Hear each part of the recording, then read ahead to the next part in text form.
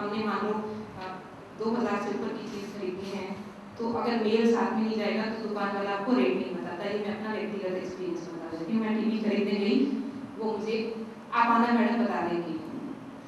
उसको लगा कि इसके साथ कोई आदमी आएगा जिसने पैसे दे देंगे, उस दिन मैं इसको रेट करता हूँ। तो हमारा फैसला वहाँ पे नहीं है, हम सब जानते हैं। पहली चीज़ तो ये याद रखिए कि उन फैसलों में फिर हम इधर बैठे हैं, और जब हम इधर बैठे हैं उसके अनुभव से मैं दूसरी बात रखना चाहूँगी, क्योंकि ब्रीफ में रखूँगी फिर उस पर बहस जो चले वो ये। कल मैं बड़ी इंटरेस्टिंग बहस सुन रही थी और वायलेंस के लेके टीवी पे, और वहाँ पे एक एडवोकेट है और उससे पहले एक जज अपना एक्सपीरियंस बता रहे हैं, और दोनों बातें एक बात कहती हैं कि हम कोर्ट के दायरे में बैठते हैं और हम बड़े जिम्मेदार नागरिक हैं, बड़ी जिम्मेदारी की पोजीशन पे हैं, हम फैसले करते हैं। एम्पावरमेंट हमें तो लगा कि हम एम्पावर्ड हो गए, फैसला कर रहे हो, आप कोर्ट में फैसला कर रहे हो, आपको अधिकार भी मिल गया। लेकिन जैसे ही मैं उस कोर्ट के दायरे से बाहर निकलती हूँ, रात का सन्नाटा होता है, मुझे डर लगना शुरू होता है। मुझे घर वाले ये कहते हैं कि आपको इतने बजे से पहले घर आना चाहिए। तो ये फैसला कहाँ तक लेने की अधिकार, फैसला आप सामाजिक रूप से लेने का अधिकार आपको कितना है ये तय करता है, फैसला आपको अपने बारे में लेने का कितना अधिकार है, मैं कहाँ कब जा सकती हूँ। और उस आज़ादी को ये नहीं है कि हाँ मैं जा सकती हूँ, आपको रोका नहीं, रोकता सिर्फ ये नहीं कि मेरे को भाई ने रोका, मेरे को वो समाज भी रोकता है कि अगर मैं अंधेरे में हूँ तो मुझे डर लगता है, वो माहौल भी होता है। तो दोनों बातें, आपको फैसले करने का अधिकार, सामाजिक फैसले, पारिवारिक फैसले, आर्थिक फैसले, और उसके बाद अपने बारे में हमें फैसले करने का अधिकार कितना है।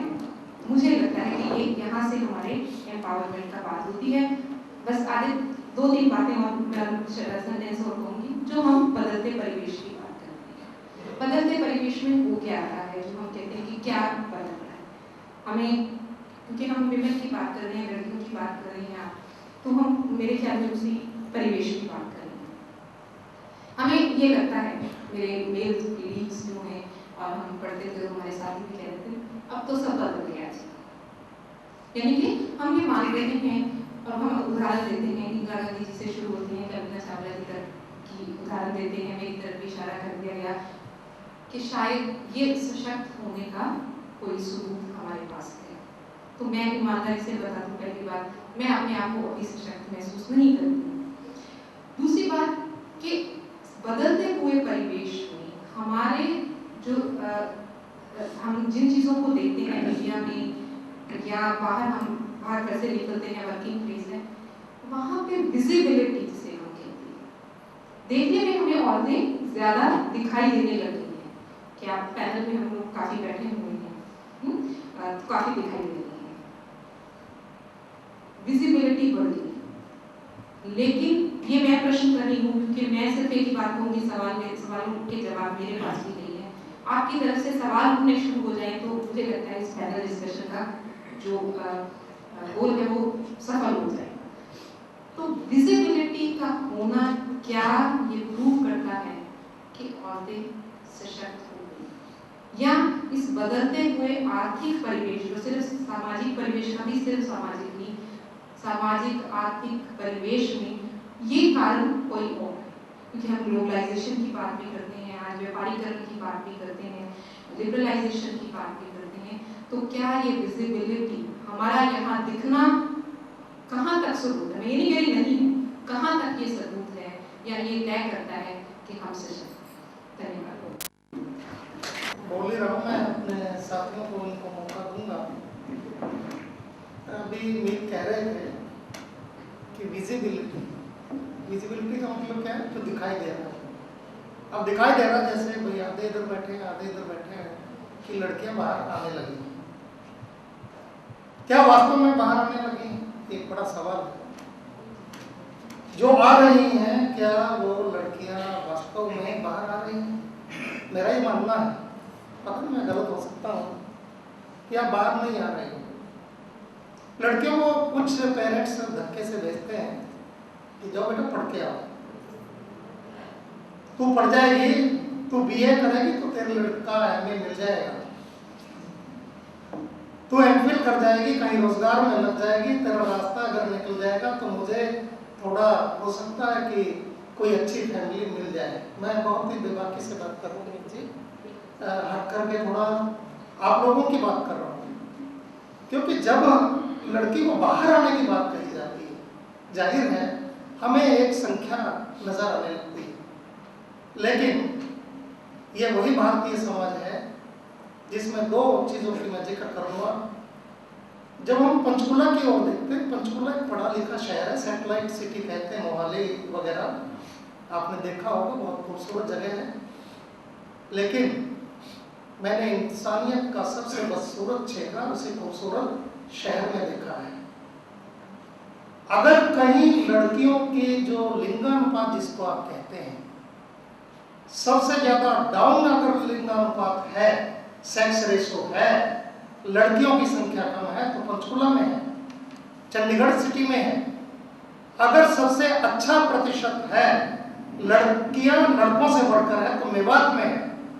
मेवात बिल्कुल अनपढ़ क्षेत्र है जहां पढ़ाई लिखाई का परसेंटेज नहीं है, ट्रेडिशनल सोसाइटी है, लोग जो बहुत नीचे का जीवन जीते हैं। अगर आप मेवात गए हो गुड़गांव से आगे तो आपको बिल्कुल अलग समाज दिखाई देगा।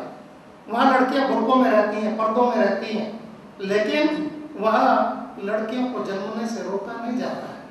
ये बहुत बड़ा दर्द है। हम विजिबिलिटी की बात कर रहे हैं, ये ठीक है, एक सवाल है ये कि लड़कियां दिखाई दें, लेकिन क्या लड़कियां एक्सप्रेशन के तौर पर बाहर आ रही हैं? प्रूव कर रही है। जो लड़की बाहर आ रही है और उस लड़की को अगर मौका मिलता है, तो मैंने एक बात कही थी कि वो पढ़ने लिखने की परसेंटेज दिखाई देने लगी है। हम भी रतिया में कहते हैं गवर्नमेंट कॉलेज फॉर वीमेन खुल जाना चाहिए, लड़कियां अच्छी हो जाएंगी, शहर की लड़कियां। लेकिन किस खतरे के तहत ये कॉलेज खुलेगा? मुझे इस पर भी सवाल है कि ये खतरा कि शहर से बाहर लड़की नहीं जा सकती, लेकिन कॉलेज तो बाहर बढ़ेगा। लेकिन ये जो प्रशासक वर्ग है, ये भी एक तरह की खाई बना रहे हैं। लड़के लड़की को इकट्ठा पढ़ने का, जिम्मेवार बनने का मौका इस समाज को देना चाहिए। कौन सी प्रोटेक्शन आप आखिर चाहते हो कि लड़कियों का एक कॉलेज अलग से खोल दिया जाए? तो डॉक्टर मीर तो लड़कियों के कॉलेज में काम करते, लड़कियां भी शरारत करना चाहती हैं, क्यों नहीं करना चाहती? एज प्रिंसिपल नहीं कह रहा हूँ मैं ये बात, एज पैनलिस्ट कह रहा हूँ कि पैनलिस्ट को ये बात कहने की आज़ादी है कि हमारी आज़ादी को रोका जाए अभिव्यक्ति की। तो इस बात को कुछ आगे बढ़ाया जाए कि आखिर जो दिखाई दे रहा है और दिखने वाला सच और होने वाला सच, दोनों में कितना डिफरेंस है? क्या हम केवल जो रियलिटीज ऑफ लाइफ है कि माँ बाप किस मेंटालिटी से बच्चे को पढ़ा रहे हैं, लड़कों को इस मेंटालिटी से नहीं पढ़ाते कि पढ़ी लिखी बहू मिल जाएगी, बिल्कुल नहीं पढ़ाते। मैंने देखा कि मैं एक एग्जांपल कोट करता हूँ, मेरे पड़ोस में एक सिख जेंटलमैन थे, घास की टाल करते थे, 8वीं जमात में कई बार फेल हो चुके थे। पिताजी कहने लगे कि भाई तुम टाल पे बैठा कर, हमारा काम बहुत अच्छा है, कम से कम तू पैसे तो बनाएगा। उनकी टायर रिसोलिंग की दुकान थी और उसकी शादी, जो ये कंसेप्ट है ना कि भाई पढ़ा लिखा लड़का हो और लड़की भी अच्छी मिल जाएगी, उसको लड़की जो मिली बीए बीएड और अच्छी फैमिली से, बहुत ही पैसे वाले लोग थे। अब ये सोच कहाँ हमें, मतलब क्या किस ओर ले जा रही है? ये लेकर न पढ़े। हम असल में एजुकेशन के मीनिंग ही नहीं समझ रहे। एजुकेशन का मायने एमए बीए कर लेना नहीं है, +2 हो सकता। कबीर ने तो कोई कहा ये मसीह कागज चोर नहीं, कलम नहीं गई, हाँ पकड़ा ही नहीं कोई, सही तक नहीं उसने चोरी, कागज नहीं, उसको पता ही नहीं था। लेकिन कबीर आज हमारी आदि ग्रंथ साहब में 50% से ऊपर है वो वाणी, क्योंकि वो हमें एजुकेट करती है। एजुकेट अगर कोई चीज़ आपको कर रही है तो मैं अगले पैनलिस्ट से अंशुल ऊपर अंग्रेजी पढ़ाती हैं CMK में, मैं उनसे गुजारिश करूँगा कि कहीं इस बात को छुआ जाए जो मैं थोड़ा सा आपके बीच में जोड़ रहा हूँ। केवल मैं कोई टेरर पैदा नहीं कर रहा हूँ, इसलिए आप टेरर में तो बिल्कुल ना रहें, अपनी बात कहें कि हम इस सवाल को कैसे एड्रेस कर सकते हैं, सोसाइटी को कैसे एड्रेस कर सकते हैं। नेक्स्ट पैनलिस्ट एक बार ये सब बात रखेंगे, उसके बाद लड़कियां तैयार हैं। बहुत बहुत धन्यवाद। धन्यवाद सर। सबसे पहले इस समाज की, इस समारोह की कामयाबी इसी सेमिनार हॉल में गवर्नमेंट का जो फंक्शन है वो मेल्स ऑर्गेनाइज कर रहे हैं। मैं चाहूंगी प्रिंसिपल सर के लिए, ऑर्गेनाइजर्स के लिए, जो इस इशू के लिए इतने सेंसिटिव हुए, जिन्होंने एक कदम बढ़ाया आगे महिला सशक्तिकरण के लिए, उनके लिए जोरदार तालियां बजाएं। इसमें इन बच्चियों के पेरेंट्स को, जिन्होंने इतनी घोर अंधेरी जो फीमेल फिटिसाइड की आई हुई है उनसे बचकर, इन बच्चियों को बचाकर, जन्म देकर आज हमारे सामने पढ़ने के लिए उठाया। मैं सलाम करती हूँ और उन पेरेंट्स के लिए जोरदार तालियों की मैं गुजारिश करूंगी। लेकिन सबसे ज्यादा खुशी इस बात की हो रही है कि इस प्रोग्राम के ऑर्गेनाइजर्स मेल्स हैं। आज महिला को सशक्त करने के लिए अपनी आवाज उठाने की जरूरत तो है ही, पर मेल्स भी लगता है अब चारदीवारी से बाहर हमारे साथ कंधे से कंधा मिलाकर चलना शुरू हो गए हैं। मैं डॉक्टर मीत की बात को आगे बढ़ाऊंगी कि हम अभी सशक्त नहीं हैं। इसके लिए छोटे छोटे एक दो डेली लाइफ के एग्जाम्पल्स मैं डिस्कस करना चाहूंगी। ये कोई एक फॉर्मली प्लान्ड, जैसा कि सर ने कहा, कोई लेक्चर नहीं है। हम अपने भावों को नेचुरल वे में एक्सप्रेस करेंगे। क्या आपने कभी सड़क पर तारकोल बिछाती किसी लेडी को देखा है? हस्बैंड वाइफ दोनों काम कर रहे हैं, एक नन्हा शिशु है उनके पास, लेकिन नन्हा शिशु औरत की कमर पे बंधा होगा तो सशक्त कौन है? एक औरत है। लेकिन सशक्त वो सिर्फ यहाँ तक है, घर जाने के बाद वो शराबी पति की मार भी खाएगी, घर का काम भी करेगी, और जो पैसा उसे आज की दिहाड़ी मिली है वो भी अपने पति को देगी। क्या आपने कभी करवा चौथ का दिन महसूस किया है? सारा दिन भूखी प्यासी औरत एक अपने पति की लंबी आयु की कामना कर रही है। क्या पति को पत्नी की जरूरत और पति को पत्नी की जरूरत दोनों को है? क्या ऐसा हो सकता है कि पति भी बराबर में अगर भूखा रहे और पत्नी की लंबी उम्र की कामना करे तो पत्नी घर से ही सशक्त होकर आगे बढ़ेगी? सशक्तिकरण की जरूरत हमें घर की चारदीवारी से ही है। जब तक हम अपनी सोच नहीं बदलते, अपने लाइफ पार्टनर की सोच को नहीं बदलते, महिला सशक्तिकरण चारदीवारी से बाहर नहीं आ सकता। जगह जगह पर इस बात के हम कई डेली लाइफ में एग्जाम्पल देखते हैं कि एक औरत आदमी के बराबर कमा रही है, लेकिन उसे इमोशनल लिबर्टी नहीं है, उसे अपना पैसा खर्च करने की लिबर्टी नहीं है। क्यों नहीं है, ये सवाल पर हम सब बात करेंगे। एक छोटा सा एग्जाम्पल और मेरे दिमाग में आ रहा है, एक अजन्मी बच्ची के लिए। कुछ दिन पहले मुझे एक धार्मिक प्रोग्राम में जाने का अवसर मिला। एक तरफ भजन गाए जा रहे हैं, एक तरफ अतिथियों का समूह है और अच्छे अच्छे खाने और पकवान वहां पर लोगों को खिलाए जा रहे हैं। तो मैं रह नहीं पाई, मैंने पूछा कि इसका पर्पस क्या है, ये क्यों कर रहे हैं? तो कहते नहीं, बहुत मुश्किल से इनके घर बेटा हुआ है। उस फंक्शन के बाद 7 कन्याओं को भी उन्होंने पूजा। तो फिर मेरे मन में सवाल आया कि ये 7 कन्याओं को पूज रहे हैं, क्या माफ करने के लिए अपने आप को, जिन 7 कन्याओं को उन्होंने जन्म से पहले ही पेट में मार दिया, बहुत मुश्किल से बेटा आया है उनका। तो इस सवाल का जवाब आज तक मैं नहीं ले पाई। हम कहते हैं कि पुत्र से गति होती है, मैं कहती हूँ पुत्रों ने सबसे ज्यादा दुर्गति कर रखी है अपने माँ बाप की। एक बार आप अपनी बहन, अपनी माँ, अपनी बेटी की आंखों में झांक कर देखिए। आपको जो त्याग, आपको जो सहनशीलता, आपको जो विनम्रता, आपको जो प्यार मिलेगा, वो शायद आपको दुनिया के किसी कोने में भी नहीं मिलेगा। औरत अपनी आवाज उठाना चाहती है, लेकिन उसकी आवाज को दबा दिया जाता है। उसको आवाज कैसे देनी है, ये हम सब आज मिलकर बेआउट निकालेंगे। और सिर्फ किताबों तक नहीं, समाचार पत्रों तक नहीं, टीवी तक नहीं, मीडिया तक नहीं, हम आज यहाँ से ये प्रण कर निकलेंगे कि जो भी हमने सीखा है उसको हम प्रैक्टिकली इम्प्लीमेंट करेंगे। अगर एक औरत फीमेल फिटिसाइड कर सकती है, फीमेल फिटिसाइड के पीछे भी औरत की ही प्रेरणा है। उसे सास तंग करती है, उसे ननद तंग करती है, मुझे भतीजा चाहिए, मुझे पोता चाहिए। अगर वो दर्द सह सकती है तो वो बच्ची को जन्म देने का भी दर्द सह सकती है। कोई भी उसका कुछ नहीं बिगाड़ सकता। क्यों जरूरत पड़ती है राखी वाले दिन बहनों की? जिस भाई की बहन नहीं है वो बहन एंगेज करके राखी बंधवाता है, क्योंकि राखी के दिन एक सुनी कलाई भाई की बेइज्जती का सवाल होता है। ये कहा जाता है कि इसकी बहन नहीं है, लेकिन आने वाले समय में अगर यही दौर रहा तो शायद मैक्सिमम भाइयों की कलाइयां सूनी रह जाएंगी। तो इस सवाल का भी जवाब हम आज मिलकर लेंगे।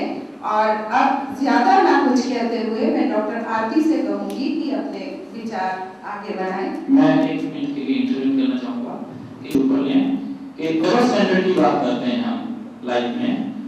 करवा चौथ पे हम पति की दीर्घायु की कामना करती है महिला, तो भैया दूज पे भाई की, इसी प्रकार से होली के दिन बेटे की माता करती है। तो हमारे समाज में जो धार्मिक ढांचा ताना बाना बुना गया है वो भी पुरुष प्रधानता को समक्ष रख के बुना गया है। और वही पुरुष देखिए आप बदले में जो महिला उसकी दीर्घायु की कामना करती है, स्वास्थ्य की कामना करती है, वही पुरुष माँ और बहन की गाली देकर के उसको रस्सी थमा देता है। तो शायद आपने राइट सही कहा कि हमारे लाइफ के अंदर डबल स्टैंडर्ड्स हैं। और इसी विषय को मैं चाहूंगा हमारे नेक्स्ट पैनलिस्ट छोड़ने का प्रयास करेंगे। देखिए जितनी भी भारतीय गालियां हैं वो मैन डोमिनेटेड है।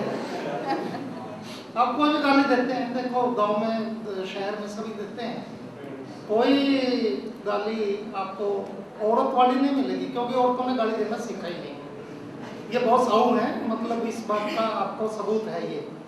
दूसरी बात जो मैं थोड़ा सा इसमें इंटरफेयर करना चाहता हूँ, अंशोपल जी ने कहा भारतीय समाज में ये जो कैटेगरीज हम कैटेगराइज या फेमिनिस्ट होकर के बात नहीं करना चाहते कि नारीवादी हो जाए कि स्त्रियां सब कुछ ठीक ही ठीक करेंगी, लेकिन क्या कभी आपने किसी किसान को बीज बोने के बाद फसल को स्वयं अपने हाथ से नष्ट कर होते हुए देखा है? क्या कभी किसान खेत की डोर पे खड़ा हो, मेंढ पे खड़ा हो और पानी दे रहा हो, वो कहेगा नहीं मेरे पौधे और अच्छे हों, मेरी फसल बहुत इसकी निसर जाए, इसके अंदर कोई दाना कमजोर ना रहे, उसके अंदर वो खाद डालेगा, पानी देगा। लेकिन ये मनुष्य समाज पता नहीं कैसा समाज है, कितना कमबख्त समाज है कि माँ ही क्या देती है ना, औरत औरत की दुश्मन होती है। बहुत इडियम है। हम मुहावरों में बात करना थोड़ा बंद करें, हम विश्लेषण करें। मैं नेक्स्ट पैनलिस्ट से बात करूंगा, बहुत सी बातें हैं इसमें, हम बीच बीच में उठाएंगे बातें। मैं आपको थोड़ा प्रेरित कर रहा हूँ कि ये जो सवाल है कि रोटी केवल औरत ही बनाएगी, बर्तन केवल औरत ही मांजेगी, ऐसा नहीं है कि कोई काम की डिवीज़न आपने, ये डिवीज़न ऑफ लेबर भी, रसोई जो है केवल और केवल कपड़े कोई धो ले आदमी तो क्या कहेंगे ये औरत का गुलाम, कोई कपड़ा सुखाने चला जाए ये तो ना औरत के हाथ में रह गया। मतलब ये जो मानसिकता है, आप काम बराबर करें, आप अगर आपके हाथ लगे आप कर लें, औरत के हाथ औरत कर ले, लेकिन आदमी क्या करेगा, बैठेगा बैठक में आकर के पानी का गिलास दो जरा, जैसे वो नौकरानी है। मैं ये जो छोटी छोटी चीज़ें हैं आपके परिवार में, ये मानसिकता को चेंज करने की ज़रूरत है, ये सोच बदलने की ज़रूरत है कि औरत भी थकती होगी, औरत भी घर में काम करती होगी। यानी 24 घंटे जो सुभाष ने अपने बात कही थी कि किसी और से पूछ लीजिए क्या करते हो, खाली रहती होगी। सवेरे 5 बजे उठ करके रात को 11 बजे सोने वाली औरत खाली कैसे रहती, मैं तो ये समझ में नहीं। हाउस वाइफ होंगी सर, ये हमारे गवर्नमेंट ने जब डेटा कलेक्शन शुरू हुआ उसमें काम की बात आई, तो जो डोमेस्टिक वर्क को फ्यूटाइल वर्क ना, फ्यूटाइल या पता नहीं एक्सरसाइज या पता नहीं क्या था रिलेटेड कि यार उस कैटेगरी में उसको रखा गया कि जो काम किसी काम में नहीं आता उसमें घर का काम रखती है। हाँ, मैं Ma'am, समझ- it's जनगणना it was called household tragedy. Nothing else. Nothing else. Yes. And it was, I think, एक जो जनगणना, अभी जनगणना के आंकड़े इकट्ठे किए गए। मास्टर ट्रेनर था कि रोजगार के जो स्रोत हैं उसके अंदर श्रेणी रखा गया, और जो काम घरेलू महिला इतने काम करती है, इससे पहले की जो श्रेणी है वो तो काम करने की कैटेगरी में है, लेकिन महिला जो काम करती है उसको 2 रख दिया गया। यानी इतने काम करके भी आप निकम्मी हैं, गवर्नमेंट की दृष्टि में आप निकम्मी हैं इतने काम करके। मैं एक एग्जांपल देना चाहता हूँ। 10वीं में पढ़ा है, डीएवी पब्लिक स्कूल है, बहुत अच्छा सेक्टर 3 कुरुक्षेत्र में। वो एक दिन कहने लगा, पापा मुझे है ना सलाद के अंदर प्रतियोगिता में जाना है, मैं सलाद काट के सजाना चाहता हूँ। मेरे मुंह से ये निकला कि तू घर में तो कोई काम करता नहीं, तू अपना हाथ कटवाएगा, कोई उंगली कटवा बैठेगा। और माँ ने भी एकदम से कहा कि हाँ चाकू नहीं देंगे हम तेरे को, ना सलाद का सामान ले जा, वहाँ किसी से कटवा ले, दूसरे का हाथ कट जाए, लड़की का हाथ कट जाए तो कोई नहीं कहता, क्या लड़की का हाथ नहीं कटेगा? सलाद बनाना छोटी छोटी उनमें वो, उसमें मुझे एक बहुत अच्छी बात लगी जिसकी ओर मैं से संकेत करना चाहता हूँ। लड़कों को भी काज बटन करने आने चाहिए। सिलाई का काम अगर लड़का टेलर मास्टर का काम कर सकता है, अगर उसको रोजगार ना मिले तो ये कोई जिम्मेवारी नहीं है कि भाई औरत ही घर में मशीन लगा करके बैठेगी और छोटी छोटी रिपेयर करेगी अपने